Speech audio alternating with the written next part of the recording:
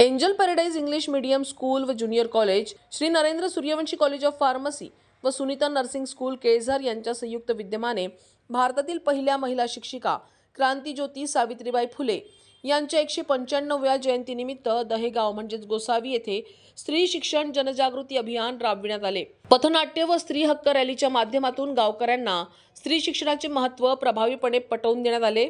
या कार्यक्रमाची सुरुवात सावित्रीबाई फुले यांच्या प्रतिमेला पुष्पहार अर्पण करून करण्यात आली। तर कार्यक्रमाच्या अध्यक्षस्थानी माजी जिल्हा परिषद उपाध्यक्ष अरुण उरकांदे होते। प्रमुख पाहुणे म्हणून माजी प्राचार्य हरिभाऊ राऊत, माजी शिक्षक नारायणराव वानखेडे, पत्रकार सुनील जायस्वाल, पोलीस पाटील मोहन कावळे, सामाजिक कार्यकर्ते संजय पिसुड्डे तसेच शाळेचे प्राचार्य सागर शिरसाट उपस्थित होते। सावित्रीबाईंनी केवळ शिक्षणाचं नव्हे तर महिलांच्या हक्कांसाठी संपूर्ण आयुष्य समर्पित केले। त्यांचा विचार आणि कार्य पुढील पिढीपर्यंत पोहोचविणे हे विद्यार्थ्यांचे कर्तव्य असल्याचे मत उपस्थित मान्यवरांनी व्यक्त केले।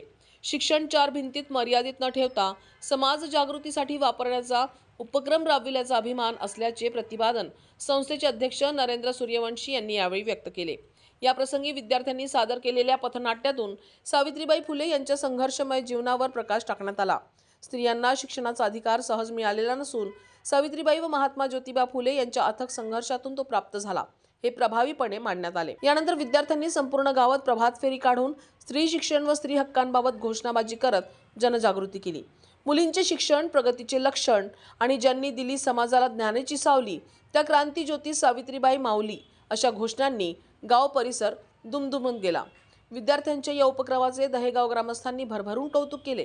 कार्यक्रमाचे सूत्रसंचालन राणी मांगले व रीना तुमडाम यांनी केले तर आभार प्रदर्शन पल्लवी जामुदकर यांनी केले। कार्यक्रमाच्या यशस्वीतेसाठी शिक्षक सलमान खान, रुपेश सुरतकर, दीपाली मानकर, नेहा अन्सारी, आचल शहारे, रेवती परशिवे, गायत्री बोरघरे, सर्व विद्यार्थी, शिक्षकेतर कर्मचारी व ग्रामस्थांनी मुलांचे सहकार्य केले।